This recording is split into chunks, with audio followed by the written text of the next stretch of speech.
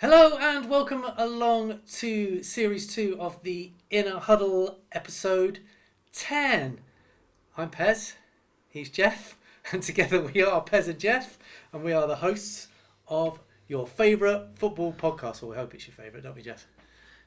Yeah, it's got to be up there in your top 10 at least. It goes Peter Crouch, the Inner Huddle, doesn't it? I think most people's back catalogue of what they listen to. Anyway, it's the final episode of Series 2, Geoff. How do you feel about that? Don't be honest, just lie and say you guys. Oh yeah, I'm really sorry it's coming to an end, Series 2. Well, you know, Christmas is coming, busy period, and then it'll be a new year before we know it, and then we'll get stuck into Series 3, which we might do a slightly different format, maybe throw in the occasional ones with the 10 questions, which actually we were doing so long, reduced to about 8, didn't they, as we went along. But we'll try and get a few more guests on and things like that. So if anyone does want to come on as a guest, rather in person, but can do via Zoom, then get in touch with us. This is a very special episode, though, episode 10, Series 2, because... Why, thank you, Geoff. Well, yes, regular listeners will know that it's been a standing joke about my book that I've been writing for about 10 years. Well, I finally picked it up and it's out and available. And we have a copy in front of us, don't we? Should we hold them up to the camera for those who are watching on YouTube? It's out. How do you feel about that, Geoff? Yeah, I'm very, very excited for you, and already seeing some nice feedback on social media. I've just been scrolling through my phone for 2 minutes and seeing 2 different posts saying how amazing you are, really. No, not me, the book. Well, it's different. It's your work in the book. Well, I suppose it's my... Well, yeah. Don't be modest. Work. Yeah, I suppose. Well, no, it's always very nice. I'm looking at the camera that we're filming on there. It looks like it's turned just onto you, Geoff. So, actually, looks like it's on you at the moment from my angle. Does it? Do you think it's all right? It's a mirage. Do you know? Should you go and check it? Go on then. It's not very professional, though, is it? No. You can keep talking. I'll go and check it. You go and check it while I keep talking. So, the book is called "Did You Win? Did You Score? How to Help Your Child Succeed at Football and Life." So it is a book which is mainly about football, but the more I wrote and the more I've been doing coaching for 20 plus years, I've realised I'm actually more interested and more passionate about children's personal development and their life development and developing life skills and becoming good people than I am actually with football. But I only know about football, so the book had to be based on football, really. But it's taken many, many years, but it's finally here. So we thought today what we would do is there are 150 chapters. Jeffrey's got a random number generator in his phone from 1 to 150, and we're just going to push the button, and whatever chapter comes up, we're going to have a little read. We're not going to read the whole thing because that would be boring. I don't think if we ever do an audio version of it that I'll be doing it. I don't know if you fancy that, Geoff. It'll take a long time to get through. Take longer to write it. But yeah, so we'll probably just read out some of the quotes that are in it. There's some bold text in it, the bits that I really think that people should and need to take away from the chapters, and maybe we'll have a little chat about it and see where we go. So it's completely random, completely different to anything else we've ever done. And I wrote it, so I should be able to remember some of the stuff that's in it. But it's quite a hefty old book, isn't it, mate? Yeah, can I just say before we get started as well, I am an audio book person, not a reader. I'm not a great reader, am I? No. But this is so easy to use and very Geoff friendly, so thank you. Yeah, well, the idea behind it was it's not just designed to be read cover to cover, some will, but the idea is to look through the 150 chapter lists at the front and go, I don't know, let's take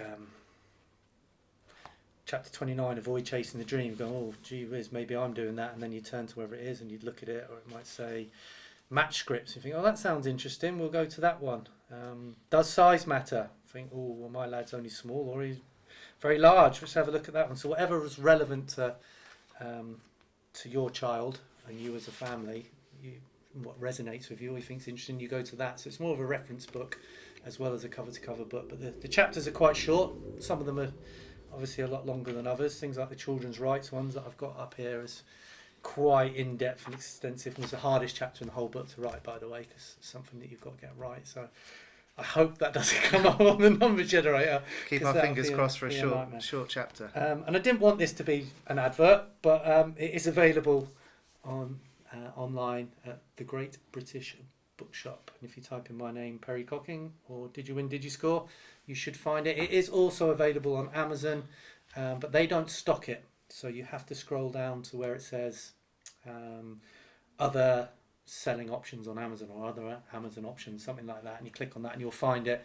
with a decent delivery time, whereas Amazon are putting months on it because they think, oh, we might stock it one day, but aren't at the moment. So that's a top tip for you, but it's the Great British Bookshop is where everyone else seems to be buying it from, including me, because I bought my own copy, which I had a laugh about earlier, didn't we? But anyway, right, should we get cracking, Jeffrey? Yeah, ready for randomise? 1 to 50? I'm a bit nervous, Jeff, I'm not going to lie. I don't like this sort of stuff. Little drum roll? Yeah, go on then. 61. 61. Just have a look through. I didn't think this through, did we, Jeff? Right, 61. Right, oh, good.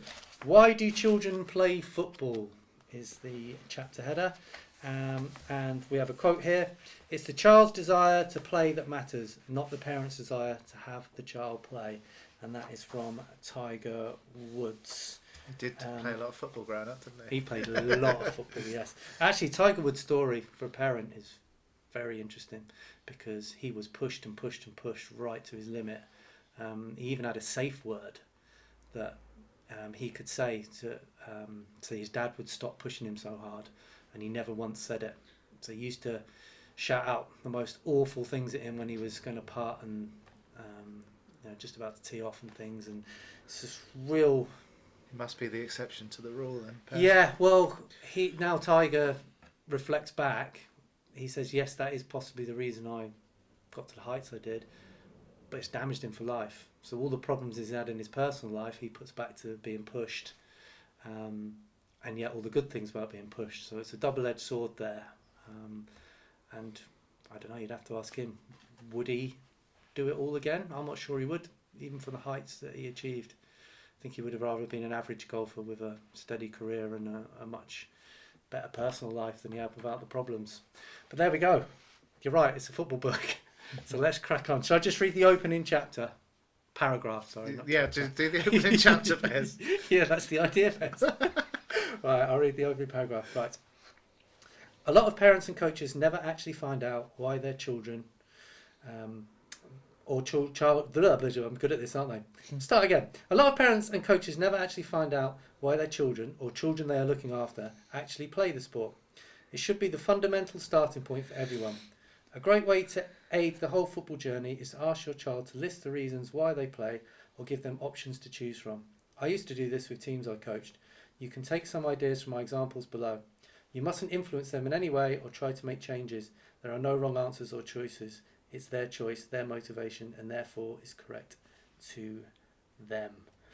Goodness, it's supposed to be a little teaser there. Thoughts? So, yeah, just what are the kind of things that children tend to say are the reasons they play? Right, well, shall I try and find them? I'll read a bit more. So I'm missing out a few paragraphs here, but I did this most recently with an under-7s team I was running. I had a list of 10 reasons why children play football, and I asked them to pick their own top 5 reasons. I then asked them to rank those in order from 1 to 5. The 10 options were to score lots of goals, to win matches, to have fun, to make new friends, to learn new things, to win trophies, to be the best player, to be a better player, to be a professional, and to make mum and dad proud. So they were the 10 options that they had, Jeff. I did not prompt them, and I told them that there were no right or wrong answers. This was the group's top 5. Number 1, to have fun. Number 2, to make mum and dad proud. Number 3, to learn new things. Number 4, to be a better player. And number 5, to make new friends. Which really, really surprised me when I did it, and have done it with other teams. And to have fun, every time I've done it, has always become the number 1. Interestingly, every player picked to have fun as their top reason, so all of the squad. And the only two reasons not picked once were to win matches and to win trophies. Only one player chose to become a professional. And just to offer some balance to this, that lad is now a scholar at a Premier League club. So there is a balance to be had, but even he chose to have fun as the top one. And I think it is good for children to have ambitions and dreams and desires, but only if it's their own intrinsic motivator. So that was interesting, and then obviously there's a lot more in there about the topic, but I don't want to read it all. But I can read out some of the key takeaway points that I've bolded here. So I put, if actions and environments are straying away from these core reasons for playing, you know it's time to make changes and reset. So that was one takeaway. I have never known a young player to start playing football because they want to win trophies or to be a professional. And then the end quote here was from someone called Steve Locker, and he says, before kids can play like a pro, they must enjoy playing the game like a kid. So there we go. A little bit of a teaser for that chapter. It's actually a very interesting one. Yeah, that's. I'm going to probably say this about all of them, but that sounds like it might be one of my favourites. Oh no, there's more, Jeff. There's 149 other options. Futsal one's got to be your favourite, but go on. I love the fact that you said most recently, and it was an under-7s team at the time. I'm sure that under-7s team are now under-16s, so that shows how long you've been writing this book for, at least. Oh yeah, that's done it. Probably it right up there. And I've also realised I put the group's top 5 in the book, and instead of putting them number from 1 to 5, I've just got bullet points. So I should have done 1 to 5 there, but there we go. Not a bad start, Jeff. Quite easy, I think, to ease us into this. Should we go again? Next one. Yeah. So the idea is to give everyone a bit of a teaser of what's in there rather than go too in depth with each one. Number 44. 44. Oh, just skip past that. Right, okay. Chapter 44. Encourage your child to practice their weaknesses as well as their strengths. And the opening quote is from Tony Robbins, the motivation speaker, which most of you will have heard of, I'm sure. No matter how many mistakes you make or how slow the progress, you're still way ahead of everyone who isn't trying. Cheers, Tone. Right, the opening paragraph. Often children will become good at one aspect of the game and then stick to doing that thing all the time. I've seen it a lot at pre-academy groups I've been involved with, where children have had so much praise for doing something well that they don't want to try anything else in case they don't look as good as they've been told or think they are. Some players develop a fixed mindset and would rather not try something than try it and not be very good at it. So this goes back to one of the main themes in the book, which is developing a growth mindset. Some other takeaways here. I think one of the most important takeaways from this book is the importance of nurturing and developing a growth mindset, which has a chapter of its own, but it is a theme that runs throughout the book. And a growth mindset is where children or people, humans, believe that they can improve through practice and hard work and dedication and all those types of things, whereas a fixed mindset is where children believe that they've been born with natural talents or not naturally talented at things, and they don't particularly like to try things where they're going to get shown up to be not very good, which is disastrous when it comes to fulfilling potential, because they only stick to things that they're good at. Actually, this is one of the interesting chapters in the book, Jeff, where it contradicts the next chapter. Okay. So the next chapter is working on strengths as well as weaknesses. Yeah. And that's about how sometimes if you have got strength, like a great strike or dribbling, that you should sometimes double down on that, and you only actually need to get all the rest of your weaknesses up to a competent level to support what your superpower might be. This is why I know you said about not necessarily having to read it front to back. Yeah. And and work your way through, but some of them are going to really overlap and, like you said, contradict each other. And without some of the other information on some of the other chapters, possibly, some of it could be taken out of context, and the context is so important. So that Tony Robbins quote, no matter how many mistakes you make or how slow the progress, you're still way ahead of everyone who isn't trying. Reminds me a bit of Mike Tyson getting up at stupid o'clock in the morning to go for a run because he knows everybody else won't be doing that. No, you can't just take a Mike Tyson quote or that Tony Robbins quote out of context and force your child into doing it. But the last one we just covered was about finding out what it is, the reasons your child does it, and if their reasons for doing it are being met, then they're going to probably set their own targets and goals and ways to improve. Sort of boundaries you're working within is whatever reasons that they wanted to play and what they're trying to get out of it. And there's some great stuff in here about developing goals with your child based on the season and long-term goals, and then doing one as a parent of what you'd like for your child, and then matching them up. Yeah. And any ones that match to match goals, and then you concentrate on those together. If that makes sense. I've just tried to do a whole complicated chapter there in one sentence, but we've gone off a bit on a tangent. But yeah, context is important, and it actually reminds me of a Steve Ovett story I heard once. I think I read Steve Ovett's autobiography, and he said that he used to get up on Christmas Day to go training because he didn't think that Steve Cram and I can't remember the other one there was a trio of them that were all competing, so he didn't think the others would go out running on Christmas Day, so he was getting one up on them. And then years later at some function he told the others that, and they sort of turned around and said, "What, you only went out once on Christmas Day?" Yeah. And he was like gobsmacked. But yeah, it always reminds me of that. Any other takeaways from here? Yeah, so we've got the important thing though is to always encourage and praise the effort and attempts to try, and that is a running theme throughout the book.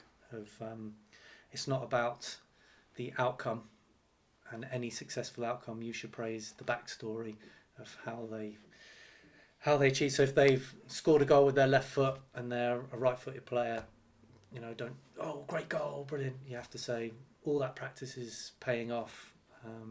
Well done, you deserve it for the practice. So always include the backstory in your praise, because otherwise children can think that it naturally happened or they're lucky or something like that.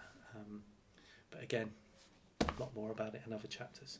And the finishing quote in this chapter was, "Maximum human growth is on the border of support and challenge, which means you need support and challenge in equal measure to grow." And that's by Rob Moore. Ooh. A very good chapter there, Pez. Yeah, I feel like I should read the whole thing because I feel like I'm selling everyone short, but... Well, they've got to buy the book. Yeah, You've got to stop buying them. I know. Maybe I'll release some of them as blogs or something at some point. I don't know. Go on. So, next chapter, randomise. Yeah. Chapter number 116. 116. Here the page is turning. 116. This one is creatively titled "Pass, Pass, Pass" with exclamation marks. And the opening quote on this one is, "For children to be able to play like adults, then first they need to play like children." And that was one of mine, Jeff. Perry Cockin. Yeah, I'm sure there's similar quotes by other people out there. There's a quote. Yeah, it's one of mine. I have tried to throw in a few of my own, by the way. Rightly or wrongly, because I do love a quote, as you'll know. And as anyone that reads the book will find out. Right, so the opening paragraph of this is as follows. "A bugbear of mine for many years has been coaches and parents who shout pass, pass, pass, or something similar, like release it to the players. It's more common in matches, but I've also known it during training sessions. It's closely followed by shoot and clear it away, which are also on my list of annoying instructions I often hear." I'm going to go on to the next paragraph of this. I think maybe two's better. "Now, I'm sure these phrases are said with all the best intentions, but they really do more harm than they do good. Sometimes it's just adults who get caught up in the excitement and want to be involved. Sometimes it's adults who are really competitive and want to win, and it can also be a parent shouting at their own child through embarrassment. There are many different reasons, but the point is that they are all adult reasons. The game is played by children for the children. It is, therefore, their game and not the adults. So, because I feel like I've now attacked people for shouting it, and I'm not explaining the reasons why I'm giving it any balance by just reading a couple of paragraphs. Anyway, maybe we'll do this again one day and I'll just read the whole lot. I don't know. But there we go. And another takeaway from here was, I don't think people realise how good players actually need to be individually to be able to play 1 and 2 touch passing football in a team. And a little bit of context with that one is we all want our teams as managers, coaches, parents, even players would like to play like Man City or Barcelona back in the day, 1 and 2 touch passing football. Not staying on it too long, moving the ball quickly, lots of movement, lots of pace. We all know what good football should look like. But there's a reason why not everyone can play like Man City, and it's because the players aren't good enough individually. And unfortunately, to get that good individually, players have to spend thousands and thousands of hours getting technically good with the ball and being on the ball. So you almost have to earn the right through doing loads and loads and loads and loads of touches to be able to play with very few touches and the speed. I think we did talk about it in the last podcast, didn't we, when Alan Pardew threw me into a training session once and I couldn't believe the speed of it and how technically good you had to be to even be able to think whilst the game was going on. So it is a difficult one because we all want to play that way. And a lot of coaches and managers will restrict players to 1 and 2 touches or shout release it and play the way you're facing and all this kind of stuff. But unfortunately, kids need to be kids, so they need to make those mistakes, hold on to it too long, get tackled, make mistakes in front of their own goal. All of these things if they want to fulfil their potential in the long run. Unfortunately, most people just want to win that game then. So then you're comparing it to the adult game, of which they should play quicker and with less touches and releasing it and playing the way they're facing and all those things, but it can't be forced. It can be guided and it can be worked on in training and things like that where you speak to the player, but you can't force it, Geoff. Yeah, and this is so important for them to make their own decisions, isn't it, within the game and find out for themselves rather than somebody from the sideline directing it and making their decisions for them. We had it last Wednesday where it's actually not the parents, it was the kids who must have picked up the habit from outside our sessions where they were shouting at each other, release it, release it, release it. Exactly those words. And when we have our little intervals where we have not timeouts but playing quarters or thirds on the match, I just pleaded with them to stop doing it because it might stop somebody having a special moment. And that special moment did come. And, trust the coach. So you're picking up and you're thinking, probably should be releasing it there. Yeah. But I will speak to this child at training or on their own or away from everyone. But I need to see how it pans out as a coach. So I've got the whole picture of my player so I can help that player the best. If they're just playing to the crowd and to instructions, how are you ever going to find out about the player? But it is a difficult one because you all want to win the game. Everyone gets sucked into it. And as an adult, and you know the adult game, you know a player shouldn't be holding onto the ball that long or they should be playing it. You can all see it. But the kids are kids. They're not adults yet. They have to play like kids to become footballing adults. And that's an adult environment with people on the sideline screaming and shouting, isn't it? It's not a child's environment. It won't look like what a classroom looks like, or it's just no other walk of life. I don't see it happening. Reminds me of a quote, funnily enough. Something like, don't burn your hut for heat, basically, because as soon as all your firewood's gone, then you're in a worse situation than you were before. So it's like a short term, let's win this match, let's do everything right in this match now to try and get a result at the detriment of your long-term development. But I admit, there has to be a balance, and No one likes a kid that holds onto the ball for too long and dribbles because it means their kid's not getting the ball, and I completely understand that. But it's one of the reasons why we don't produce wonderful dribblers anymore, players that can go around people in this country, I believe, Geoff, because it's been completely coached out of them by managers, coaches and parents, and as you've just said, other kids. So people haven't tried it, they haven't made the mistakes, they haven't learned through trial and error because they've not been allowed to be, so they're just not going to do it. So your Giggses and your McManamans and people that possibly got what they needed on the street back in the day and in the playgrounds, we're not producing anymore. You know, your Gazzers and that, because the environment's all changed because football's so organised, and if it's organised, people want to win, and then they want to play 1 and 2 touch, and they want to pass. And we just don't. Have we got any dribblers at the moment? Sterling maybe, but I imagine Foden and Grealish, but there's probably been some better work done in the past 20 years compared to the. Are they dribblers? Do they beat before. players? Those two? Do they get round their player?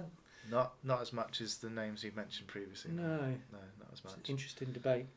Anyway, one to be careful of, and one to definitely go to if you do get the book. Cool. There's no end quote in that one. Can you believe it? Should have made one up. You can make one up, Geoff, and I'll stick it in. I'll write it in. It's too late now. It's too late now. Right. Next random question. Yeah, cool. Chapter, I should say, not question. 16. 16.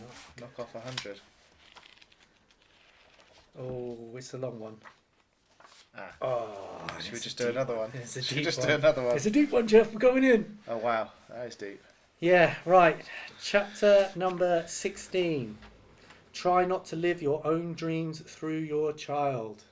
Oh, goodness, this is going to be one I'm going to feel like I should read the whole thing to give it a bit of balance and context. But the opening quote, that's another one by me. God, I didn't do many, I'm sure. Your job as a parent is to give your child the opportunity and support to be themselves. Not classic, but I did write it. So that's by me. Right, the opening paragraph is this. I just want them to have fun and enjoy it. It's a phrase I have heard many times over, yet often the actions of the person who is saying it don't match up to the statement. This one tends to be mainly dads, but there are a few mums too, who desperately want success for their children. This can be for many reasons, such as having had relatively little success in their own sporting lives, or maybe because the parents are successful in other areas and can't stand the thought of the child looking like a failure.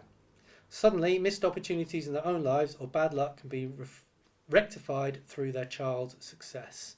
A door that was closed to them long ago is now reopened. Likes and comments can suddenly be plentiful on social media, and the ego can take over. I'm going to have to read the next one. Can't leave it there. I'm attacking again. I seem to start by attacking, don't I, Geoff? And then playing it out on balance as we go along. Getting on the front foot early, aren't you? I just feel like I'm just annoying everyone. Next paragraph. Unfortunately, a parent's own identity and purpose can become entangled with the child's achievements, and over time they can come to rely on them for their own self-worth.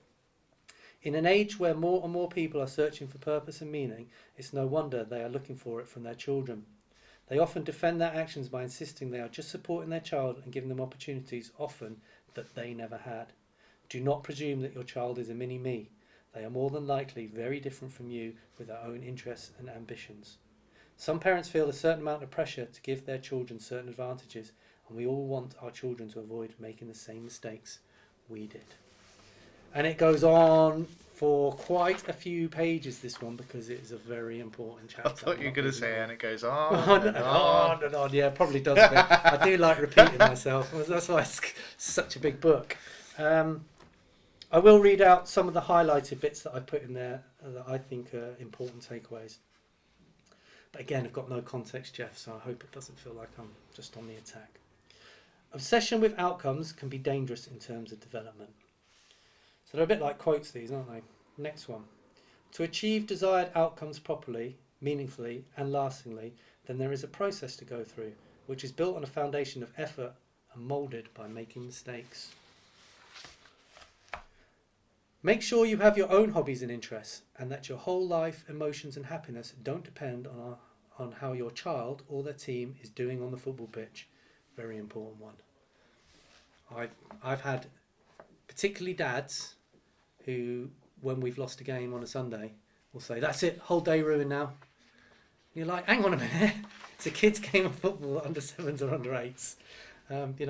Go and do something else. Go and have a roast dinner. Go down the pub, watch the match. I don't know, whatever it might be. But your whole day or week or whatever it might be can't be reliant on how your 7, 8, 9, 10 or whatever age did on a football pitch or a futsal court. Sorry, I have to butt in on that one. Right. Next one. Let them play for their own reasons. Let them explore the possibilities for themselves and make their own mistakes. Well, there's a few of them, Jeff. Next one. Always remember this is their game and not yours. They play for the love of the game and not for the love of their parents. God, that's a deep one here, Jeff. Yeah. This is an interesting one. Never use we when referring to your child's sport. It explains it much better than that in the book. But it's a good tip. Never use we like, "Oh, we should win this one today," or "Oh, we showed that lot today, didn't we, son?" Or whatever it might be, which I've heard many times. Never refer to sport as we. It's their sport, it's their game. And unfortunately, you're just facilitating it and supporting them. It's not a we sport. It's their game. That's a really good one, Pez. I haven't given that much thought before in the past. I try to think of everything, Jeff. That's why it took about 10 years to write. But yeah, it's an important takeaway. But again, needs the context of what's written with it in the book. Seemed like a good idea doing it this way, but I don't know. Hopefully it's adding some sort of value or sparking an interest. Next one. Some successes might bring parents a certain amount of joy, but the only thing that will truly make them happy is if their child is happy. God, that's another good one. That should have been a quote. Next one. The connection you have with your child is what will make you happy. And then, football as a game is unimportant, but the importance of the life lessons and connections it can build cannot be measured. Should have just done a book of quotes. And then the end quote of this chapter is, "Children were not born to complete your life. They were born to complete their own." That's by William Martin. I really like that one. Yeah, that is special. That opening quote, the parent quote, "I just want them to have fun and enjoy it." If that's what they want, then going back to what you always say is they just need to match their actions to their words, don't they? Yeah, I had someone say it just the other night. They said, "Oh, this pro team's seen my lad playing and wants him to go." And we had a long conversation, as you normally do, and he just kept going back to just want them to have fun and enjoy it, but it's an opportunity, but just want to see what happens, but will he ever get another chance? And do you know what I mean? It's like they come back to that default, but they've already kind of made up their minds what they want to do. Happy? Happy. Next You're chapter. always happy, because if you're happy, I'm happy, Jeff. Yeah. And that's important. As he checks his watch. You did ask me recording on YouTube. Yeah. You can't yawn and check your watch. Thanks for reminding me. God, you're not really selling this book, are you? Goodness. Right, go on then, mate. Hit that button. Randomise. Chapter 98. 98. You like making me flip back and forth in this book? Oh, goodness. Don't even know if I can pronounce this word. I wrote it. Right, chapter, was it 98? 98. Egocentric, narcissistic, and mastery-centric. Wow. Oh, yeah. This isn't one I'm going to be able to do any value with just by reading out a few little bits, but we'll stick to the plan. The opening paragraph to this is, no matter how great a person is, egocentrism will annihilate that greatness. Opening paragraph. This chapter is very similar to some others, but it's worth re-emphasising the point. If a child is getting adulation and rewards based on outcomes like scoring goals and winning matches, they can be in danger of developing an egocentric or narcissistic attitude. They can develop an entitlement attitude and believe they deserve to win everything. When they don't, they often struggle to cope with their emotions. We all want our children to be competitive in a competitive world, but do not let the competition have a derogatory effect on mastering their sport. Difficulties arise when children have a high ego, stroke competitive nature, and a low mastery attitude, fixed mindset. So they're the opening 2 paragraphs there. I think it's better with 2. And then a little takeaway I put here. If the child is competitive but lacks the skills and techniques to compete, frustration and the associated emotions can overwhelm them. Again, and of course I'm going to say it because I wrote it, but it's a really important point, and I see this a lot. And you see more and more recently, you get a lot of children that are highly competitive, can't stand losing, want to win, but their skills don't match that competitive spirit. So they're not winning, or they're not competing how they want to compete because they lack the skills or the knowledge, because they don't particularly like training. It comes from a fixed mindset again, and the kids that are like, when's it match time? How many more skills are we going to do? When's it match time? And a lot of boys are like this. Girls are a little bit different from my experience. Boys just want to compete. So you're doing training and skills and development, but some of them are highly competitive and they want to compete. And they think the only way they can do that is by playing matches. And then they get to the matches, and because they haven't put any effort into the training, their skill level lets them down, and so they get frustrated and really overwhelmed by the emotions of that. And I can see it happening more and more and more, and it breaks my heart sometimes. I don't know what you see. You do slightly older children who might have learned how to control their emotions somewhat, but they end up kicking people or pretending they've got an injury or walking off. And you might recognise this with your own children if you're listening, like the little limp comes in when they've missed a goal or missed an opportunity to score, or they've been tackled or not having a good game, or oh, my knee hurts, or I'm tired, and all the excuses start coming in, and it's a really, really rocky road. It's almost about managing your expectations a little bit, some of it, isn't it? Like our futsal clubs always mix double age bands. Under 11s play with the under 12s and play up a year. So sometimes our under 12s will go and play an under 13s team. Mm-hmm. So they're having a real jump, and it's going to be tough because some players have got almost 2 years more experience than them, depending on when they're born in the year and all this kind of stuff. And the size difference at that age, probably especially when we play a girls team, which we've done quite a bit recently in the New Forest League, can be quite big. So the jump is massive. So you might be actually technically very good, but your ego's still taking a dent because that only gets you so far when it's a competitive fixture.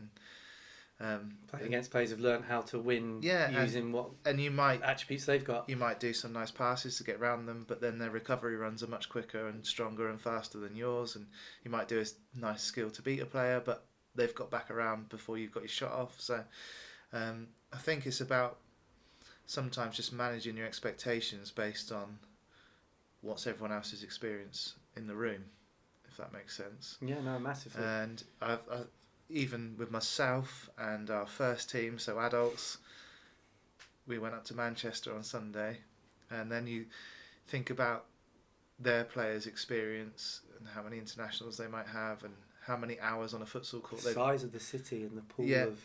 But also, like, their futsal age is a massive thing in futsal. So some of those players would have been playing for 10 years and doing 3 sessions a week in matches all the way through or something like that. And then we've got players that have done a bit of futsal and tipped up expecting to compete at the highest level in the country after doing a 4 or 5 hour drive. Played a bit of five-a-side before.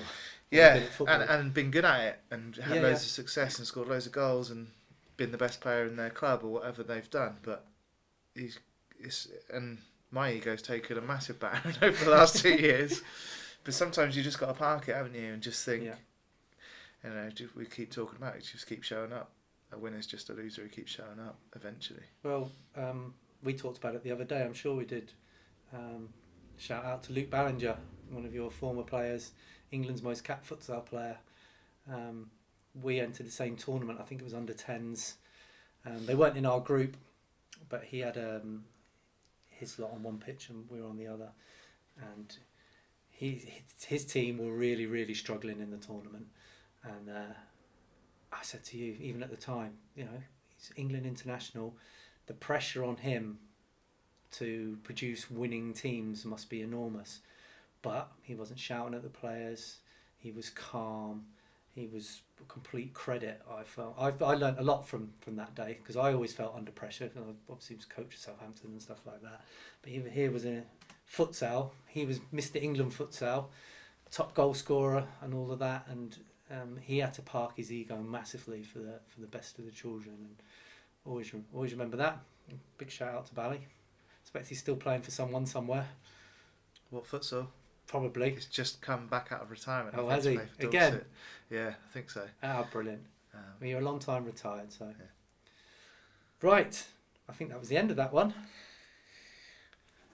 Partly egos, move on, yeah? Partly egos, move on, mate. Right, randomise. 145. Oh, mate, this is going to be tough. Because this is in the skills acquisition section at the back. So at the back of the book, there is individual practices, training at home, and skill acquisition section. And we've got a quote from Arsene Wenger here. If you have no technical skill at 14, you can forget it. You will never be a football player. So that's the opening Where's part. that? I can't see that. Oh, no, that's not on that bit. That I was just reading what the section is. So okay. this start bit is, so then from chapters 142 to 149 are all about individual practices, training at home, and skill acquisition, which, dare I say it, parking the ego, that's what we specialise in, what we're best at, what we focus on, I would have thought. What was the number? 145. 145. So I can see a Cristiano Ronaldo quote, which is why I was so confused. Yeah, not an Arsene Wenger quote. Why you should encourage your child to practice ball mastery moves as much as possible. Cristiano quote, talent without hard work is nothing. It's one of his famous ones that you see all over the place. But I'll read a few. Because they're small ones, I'll read the opening 3 paragraphs here. In my opinion, the ratio for children's football development should be 3 training sessions for every match. This is rare, so getting extra practice is vital to fulfilling potential. I will expand on that a little bit. I think always said and believe training's more important than football. Matches will get you experience and develop your football IQ and some instinct, but it doesn't give you enough actual contact time with the ball to get good at football. So to get the right balance, I believe probably about 3 training sessions for every match, which with players playing on a Saturday and a Sunday nowadays, impossible. So if you really want your child to fulfill their potential, you really should be facilitating some other form of practice at home, if you can, and if their enjoyment allows, and if they want to. But it is a problem, and as I've said already today, and I've said a million times, back in the day, they used to get this contact time with the ball in the playgrounds at break time, with a tennis ball, whatever it might be, in the playground or on the school field. And they used to, we, Jeff, because we probably did it, although I'm a bit older than you, meet with your mates after school until it got dark, playing in the street, down the rec, back down to school, playing on the fields there, and all these things have gone. You know, why pretend to be Ronaldo and Messi in the playground now when you can go home and be Ronaldo and Messi on your PlayStation and Xbox? So that's just to give it a little bit of context, because even back in the day, I didn't have 3 training sessions for every match that I did, but I would have made up for it by playing with my mates. That's gone. So now to develop to the level that a lot of you probably want your children, or at least give them the opportunity to, probably need to facilitate a little bit more practice. Right, I went off on one there, Jeff. Next good paragraph. The idea of individual isolated practices is a theme that has come up many times in this book. It is not a coaching book, so I will not delve too deeply into the science and the arguments for and against it, although there's a chapter about that coming up. But I will say that all the players who have used them over my 20 years in the game have benefited massively. Now that's a fact, isn't it, Jeff? I see every day how much they work, and for some people to dismiss them is foolish, in my opinion. Briefly, there are some that argue the merit of individual practices, as they are linear and have no decision-making or game-related context involved. There are no opponents with cues or triggers to react to, so it is, therefore, pointless, as everything has to be relearned in game situations. I understand this theory, but in my experience, those who practice individually massively accelerate the learning opportunities afforded to them in game situations and practices. So doing the practices accelerates all the stuff that these people would rather they did, in my opinion. But again, I wish I could read it all because it's something that I'm passionate about, which is why it's got its own section. And there is a paragraph about opposition to individual isolated practices, which is number 147. But I will read out some of the highlighted takeaways. So, technical practices need to be used to help accelerate the learning and development that match-based games offer. Players who practice individually with the ball tend to move well and have quick feet. There's a misconception that individual practices are just fancy skills and are only for players who want to showboat. Training the basics through repetition builds competence and confidence. Practicing builds up the internal knowledge bank. The more in the bank, the more the brain can access that knowledge subconsciously, leaving the conscious mind to make important decisions on the pitch. I like that one. It is my opinion that learning the fundamentals and doing isolated practices affords players a certain spontaneity and freedom that other players don't get. And the end quote for this chapter is, "You have to work hard in the dark to shine in the light," by Kobe Bryant. Oh, what a great quote. Yeah, love that one. Yeah. I'm sure it's on posters somewhere as well. Cool. Leave that one there because I could just talk all day about the importance of individual practices and technical development. Well, we've known each other a long time. We have known each other a long And time. it's It's your birthday yesterday, Jeff, by the way. Happy birthday. Thanks very much, mate. That's all right. Did you see the post I put up about you? Yes, it was Yeah. very, very sweet and There very was kind. quite a lot of photos in there, Yeah. wasn't there? There could Yeah. have been many, many more. Many memories. Sorry, carry on. Well, it's just over those years we've seen it dismissed so many times, and Boring, isn't it? it, like you say, it works. And people say if you chuck enough mud at a water stick, and Yeah. all these different things, people have said to dismiss it as if it's some kind of fluke when players go on and play for pro teams from our tiny, tiny, tiny little rural villagey area that we're both from, isn't it? And then, you know, in the past month, players have played for England under 20s, Georgia under, was it 18s, and USA, I don't know what that squad was. It's for the Pan Am Games. It was the Yeah. men's squad, but I think it has to be under 23s. So the Pan American Games, Pan Am. And all similar ages, about 2-3 years apart between those three players, and they've all come through doing hours and hours and hours of individual repetition work. Well, the one with a thing they ball. had in common was that they all did that training. Yeah, and They all did it. we're not seeing those stats from anywhere else in our area, are we? So No. it works. So don't dismiss it, even if you think you've read something that dismisses it well, because we see it, like you said, on a daily basis, weekly basis. The yearly difficulty basis. is, Jeff, it is a difficult thing to do for coaches and managers because it takes a lot of practice and studying yourself to learn how to do it and what to do. So I think a lot of coaches and managers and parents and things are looking to dismiss it. So they'll latch on to anything that's said and go, yeah, I knew that was rubbish. Freddie Ljungberg, heard him speaking just yesterday about Haaland, saying it's not fancy step overs or learning to do the L turn like all these kids do. He uses his power, his strength, his pace over 5 yards, and he's intelligent, and his first touch is brilliant.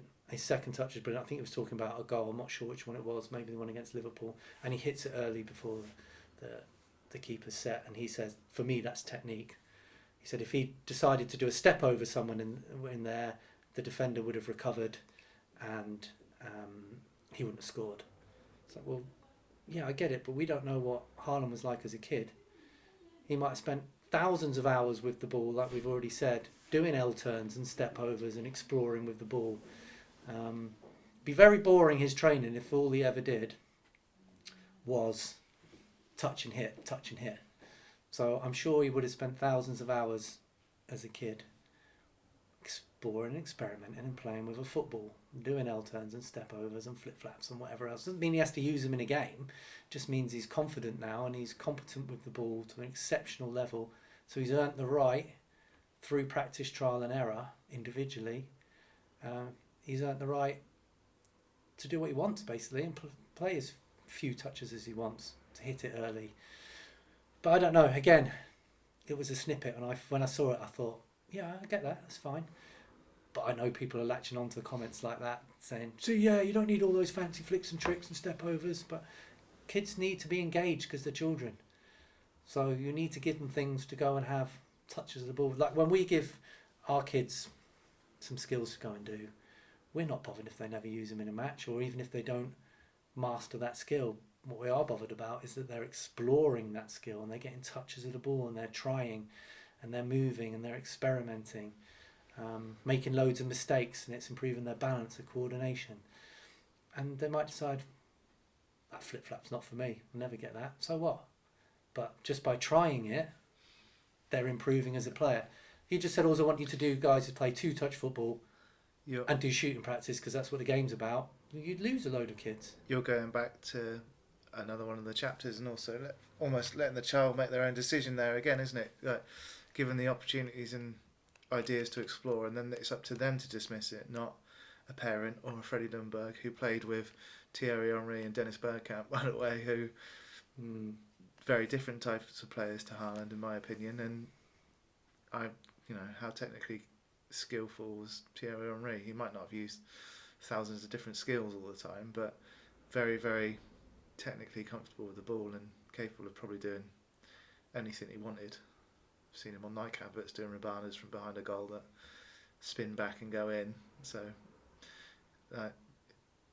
is that going to be useful when he was playing for Arsenal or Barcelona or France? Probably not, but thousands of hours exploring with the ball and working it out on the streets and everything that goes with it. Yeah, and I think with L-turns, and I would say it because that's what he used, and step-overs, okay, we teach them in isolation, but we do it in a way that we've built up over years of expertise. So we break things down to minimum, learn the parts, put it back together. In the book I call it, I think it's whole part, whole skill acquisition, and then unopposed, oppose, throw in some randomness and some chaos, and then the final piece of jigsaw is you've got to give them the environment and the culture where they can then try those in matches and learn for themselves. So a kid might practice the flip-flap and do all of these things. He tries it in a match, doesn't work. He's never likely to try it again if the coach shouts out, don't try that there, those fancy skills. In fact, we warn some of the players, if you try this in a match and it doesn't work, you'll probably get shouted at by your manager and the parents. So, yeah, I mean, I always say it's a difficult one, but it is a difficult one. But we know that it works, and it's not about the skill, it's not about the flip-flap. Couldn't care less if a kid never did a flip-flap. I'm not teaching a kid the flip-flap to do a flip-flap in a match. Teaching them to get comfortable with the ball and build their confidence, and if they choose to do it, they probably could. It's not about showboating. But again, I'll say it, you need the environment where they can then go and try it in matches, find out what works and what doesn't for them, learn through trial and error, discard what they don't like, what they're never going to use. I mean, I don't think Charlie Webster at Chelsea and now Herveen on loan, and Vaughan at Hull City, and Kean Tideman, Finn Tonks, George Chibanidze are throwing out flip-flaps, rainbow flicks, step-overs in the matches that they do. I mean, Finn's a modern fullback, up and down the pitch, works really hard, very technically good on the ball, can get the ball forward, get their team up the pitch. His dad sends me loads of clips of him. I've not seen a step-over, a rainbow flick, a flip-flap, but those are the sort of things he was doing with us.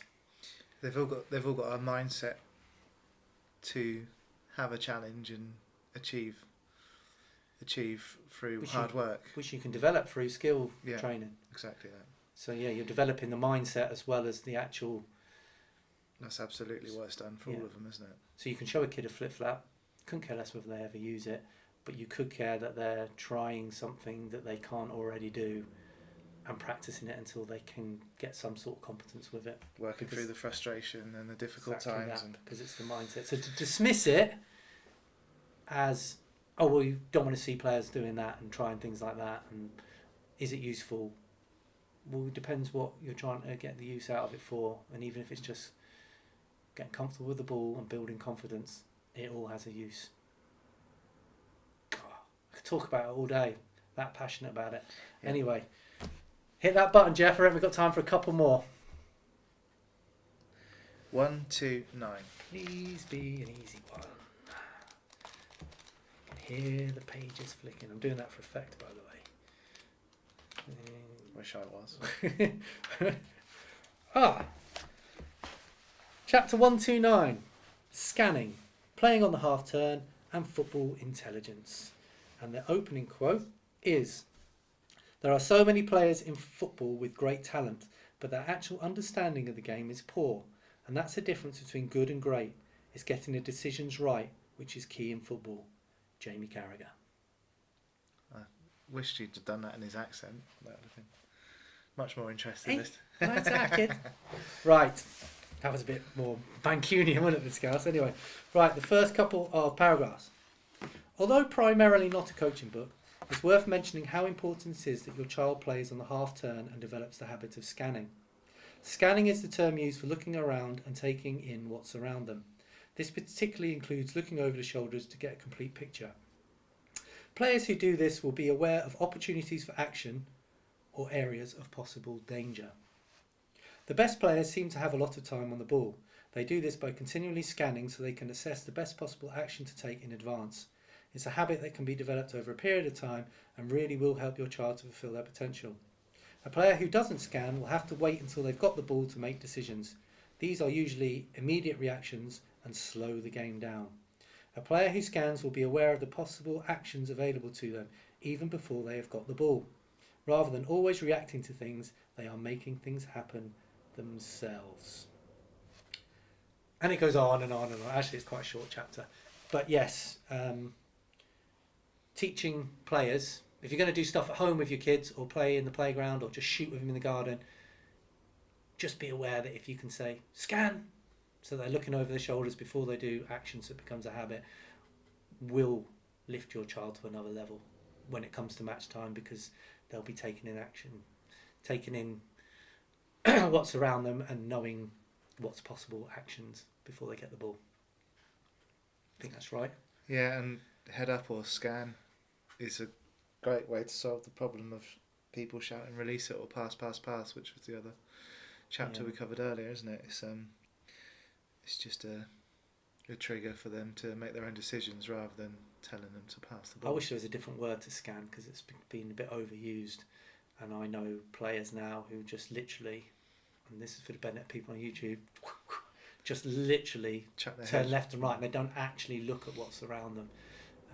That's why in the individual practices I've done over the years, to try and maybe stand behind them, there was holding cones up or fingers up, and they have to scan and shout out. One player in particular where it's just so obvious, and I can't believe his coaches hadn't picked him up on it before we did. Swivel head. Yeah, it was just turning his head. He may as well have had his eyes shut.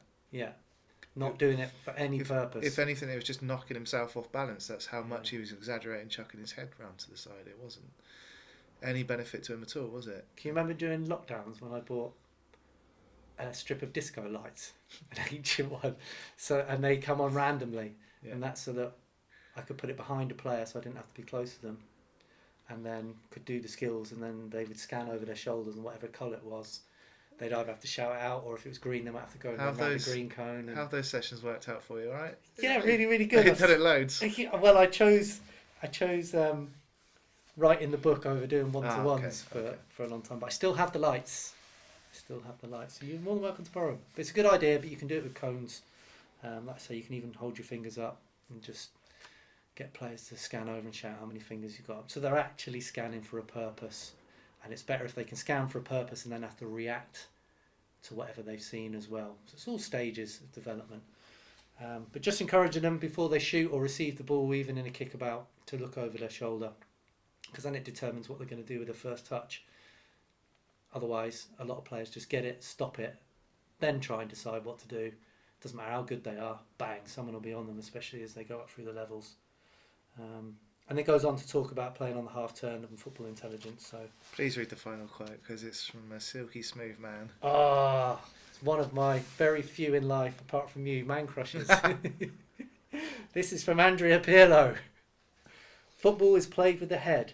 Your feet are just the tools. That even just feels like he's playing football, doesn't it, when you read that quote out? Yeah. Love him. What a man. I read his autobiography, actually. That going back to the last chapter, you can only do that if you've done lots of technical work, and yeah, your tools have to be pretty good. Yeah, you can't be thinking about everything else that's going on if your technique's letting you down. So it, again, all links into each other. I could be the best shed maker in the world, but if I've got no nails and a hammer, mate, it's just not going to happen, is it? I love a quote, don't I? The randomest You would things be just pop into my head. would be the worst shed builder I've With ever met. even with a hammer. You've seen the Simpsons episode where it's like he's drawn it out and he forgets to put the door on. Yeah, door upside down. This yeah, little happy camper is the sun. it would be me.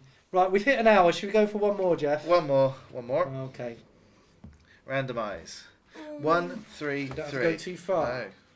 No, 1, it's just round the corner. 3. Ooh, I said that almost everyone. Ooh. Right. Chapter 133. The child with big dreams and ambitions. It's another deep one, Pez. It's another deep one, yeah. Deep one. But it's a nice one, I feel. Mm. This is the opening quote. Let children dream. Dreams cost nothing. For when they dream, they soar above the madness called life. And I would love to read this guy's name out. Dedu Deji Cornelius. Done well there, I think. Yeah, I think I've given it as good a go as I'm ever going to give. But I really love that quote. Yeah. Whoever you are. Right, first 2 paragraphs. It is fantastic for your child to have dreams. It is their right to have ambition and dreams, however difficult they might be to achieve. Why shouldn't a child dream of achieving something amazing? It's much better to have high ambitions and fall short than to have low ambitions and hit. Oh, that's not bad, that, Jeff. A child's dream should never be squashed. It is important, though, that you explain that those dreams are just outcomes, future goals. They don't exist yet and will not magically happen. There are processes that need to be gone through to achieve those goals. How hard those processes are depends on the goal or ambition. The great news for them is that, although the outcome might be out of their control, the process of how to get there is controllable. There's a way of giving themselves the best possible chance of achieving their goal. By setting small, controllable, process-orientated goals, they can fulfill their potential and achieve their dreams, whatever they may be. They are also accountable for their own actions, or lack of them, towards achieving those goals. And there's other chapters on goals. Do you know what, Jeff? I'm going to read the whole one of this. It'll be the last one, and I'm going to finish the whole chapter. This will all break down, though, if those goals are forced upon them. They have to be their own goals, dreams and ambitions, and not yours. Never force your child to achieve their own goals either. Help facilitate and support them, but never force them. It's simply your job to remind them that they might not be matching their actions to their ambitions. Goals help you to give them a positive push when needed, by reminding them of their ambitions. Letting them take ownership of their goals and the processes and letting them know that you believe that they can achieve them is very powerful. Try not to get carried away and let your child think that you believe that they will play in the Premier League one day. But make sure that your child knows that you believe it is possible for them to achieve all the short-term process goals needed along the way if that's what they want to do. Encourage those dreams, but make sure they're aware that to be achieved they have to commit, persevere and work hard and smart. More about goal setting can be found in chapter 81. And the finishing quote, all our dreams can come true if we just have the courage to pursue them. Walt Disney. One of my favourites, Walt Disney, by the way. That's my favourite chapter that we've looked at. Because we read the whole thing, probably. No, it's just brilliant. It's well, absolutely brilliant. It's also, out of context, a bit contradictory to some of the other stuff, because it's not all about playing in the Premier League and winning the FA Cup. But kids have always dreamt about scoring a winning goal in the FA Cup, and that's their right, and so they should. Yeah. And we have to explain that although unlikely, if that's what you want to do, this is how you do it. This is the pathway, and it's a rocky pathway, and it's difficult, but we'll help you see how far you can get. And I wrote that chapter because I'd seen some Twitter post somewhere, I don't know, dismissing children's ambitions of playing at a high level and stuff like that. Well, why shouldn't they? If my kid says to me, he's not likely to now because he's 14, but want to be an astronaut or want to be a train driver, you shouldn't go, don't be stupid. It's not going to happen. You'd say, yeah, why not? That's nice, son. You shouldn't take away their dreams, and you should facilitate things and help them, and why not? Everything that was achieved in life was a dream once. Is that another quote?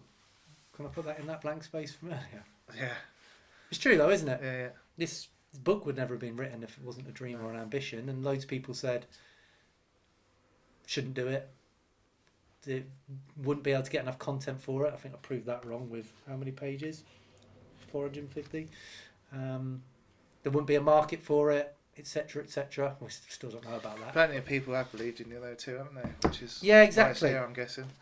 Yeah, lots of people, including you, Jeffrey. So I always appreciate your help and support. A lovely chapter for your usual sign-off as well. Yes, it is. Is you hinting that we're done now and you have to get off to your coaching session? No, I just think it's perfectly linked back to the first chapter that we looked at today, and then it's a nice falls into your nice way to finish. If you are interested in the book, and there are more quotes and some random bits from chapters on my Facebook page, which is Perry Cocking Author, so you can go there and like that, and there's links to the book there. Feel free to contact me and ask me any sort of questions that you like.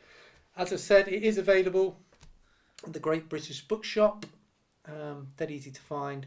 And if you want to buy it through Amazon, make sure you scroll down to other Amazon buying options or something like that. I should be clear on that, but you'll find it there. Click on that, and then you'll find the link, which is also through the Great British Bookshop. But it might be easier for you to purchase that way, because the one that's listed as the top one on Amazon, because they try and corner the market, has got an unrealistic delivery time because they don't stock it yet. They might even do an ebook next year, Jeff. We shall see. It's good to have ambitions and dreams, isn't it, mate? And this podcast was sponsored by you, I'm guessing. Oh, How much money you spent on this room. And in other news, today's episode was sponsored by Did You Win? Did You Score? How to Help Your Child Succeed in Football and Life by Perry Cocking.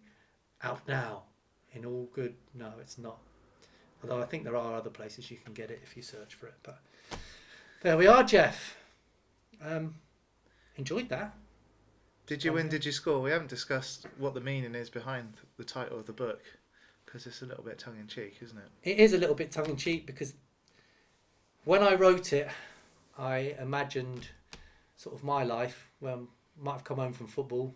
My brother, my dad didn't tend to come and watch, my oldest brother did, and he might bring me in, and then I go into the kitchen and my mum would be doing something in there, and first thing she'd say to me was, "Did you win? Did you score?" And I imagine, and I have it on good authority, that that's pretty much what most people say to their children when they haven't seen them play. Even at training, did you win? Did you score? And it's actually quite detrimental, although it seems silly, but phrases like that can be quite detrimental to children's development, because I used to come in and my mum would go, "Did you win? Did you score?" And I go, no. No, I didn't.